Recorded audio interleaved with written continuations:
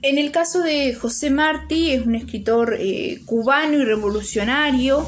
Él justamente murió a los 42 años combatiendo justamente por la libertad de Cuba, luchó por la independencia cubana. A su vez, fue un escritor natural, se dice, ¿no?, que fue un escritor natural porque fue un mestizo autóctono que venció al letrado artificioso o al letrado artificial, que era el criollo exótico, dice él. Admiró a Whitman.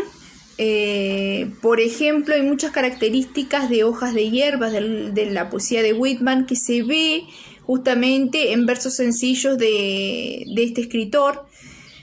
Algunos críticos defienden el sencillismo que tenía José Martí porque dicen justamente que este sencillismo, bueno, se basaba en la sinceridad que tenía este escritor frente a la vida y al arte. Y lo expresó justamente en sus poemas, en algunos poemas de versos sencillos. Él explicita, por ejemplo, cómo en realidad manifiesta sus ideales sociales, y él dice, ¿no?, cómo quería la paz, ¿no?, antes que la guerra. La guerra en realidad fue algo, esa lucha armamenticia fue algo forzado, porque no era el objetivo era lograr la independencia a través, ¿no?, de la paz. Él buscaba una revolución más pacífica que combativa. Bueno, y eso lo va manifestando en sus poemas. Por ejemplo, y la relación con Whitman está cuando, por ejemplo, en versos sencillos, él dice: mi flor crecerá bajo la hierba y yo también creceré. Whitman hace una comparación parecida, ¿no? Habla de la flor y de la hierba como símbolo de su poesía, y él decía esto también, ¿no?, que iba a crecer, iba como a penetrar en el alma del ser humano, y que las generaciones siguientes y estas razas americanas, decía Whitman, iban a manifestar, iban a poder alcanzar y llegar a cumplir con los ideales que él manifiesta en su poesía. Y José Martí más o menos tiene la misma idea. Con esta frase podría dar a entender el alcance que iba a tener esta literatura y cómo iba a influir con sus ideales, ¿no?, en los países, en Cuba y en los demás países latinoamericanos. En versos sencillos también expresa, él mismo dice: yo soy un hombre sincero, de donde crece la palma, y antes de morirme quiero echar mis versos del alma, ¿no?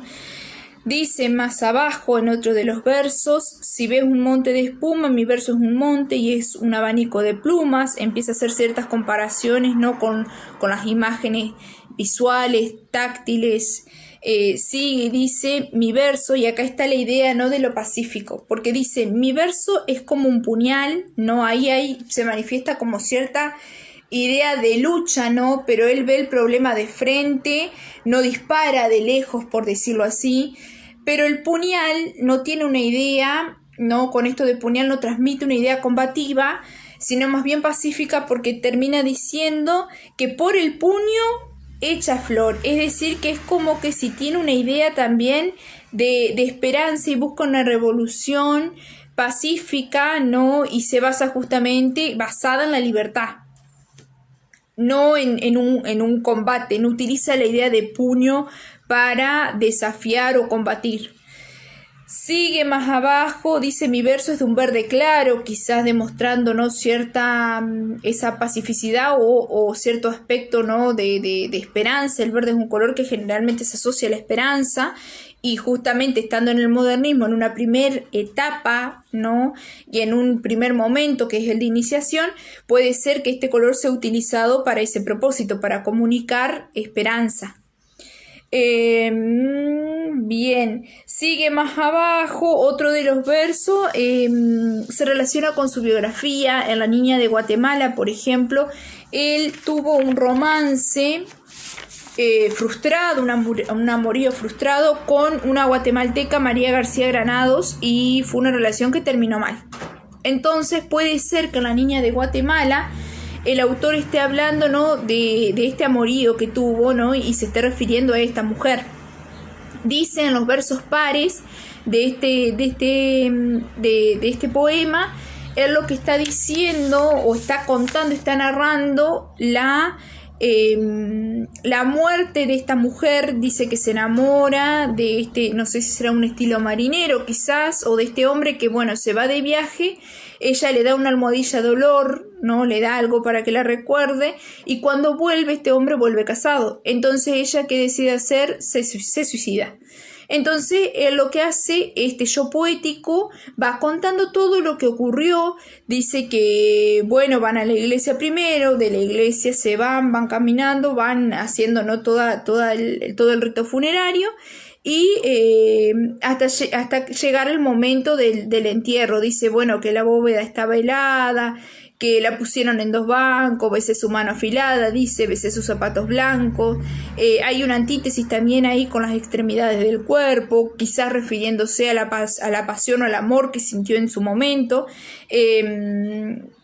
Esa bóveda helada es una metáfora en realidad del ataúd. Así que utiliza ciertos recursos y va comunicando todo lo que va sucediendo en ese momento, y los sentimientos, obviamente, al ser un poema, va narrando, pero va contando, va explicando o expresando, esa es la palabra, va expresando sus sentimientos. Bien, después en Cultivo, una rosa blanca, que también pertenece a versos sencillos. Ahí se ve, ¿no?, cómo hay una antítesis entre la amistad y la enemistad. Él habla de cómo actúa con un amigo, dice cultivo una rosa blanca en julio como en enero para el amigo sincero, pero después dice cómo actúa con el enemigo, dice y para el cruel que me arranca el corazón con que vivo, para el traicionero decía, cardo ni ortiga cultivo, sino que cultivo también una rosa blanca, termina diciendo. Así que ahí se ve cómo él no le guarda rencor al enemigo, no le guarda rencor al desleal, sino todo lo contrario, manifiesta una actitud pacífica, que eso también se ve en uno de los primeros versos que había leído. Así que eso más o menos es el ideal y la forma o la manifestación literaria de José Martí.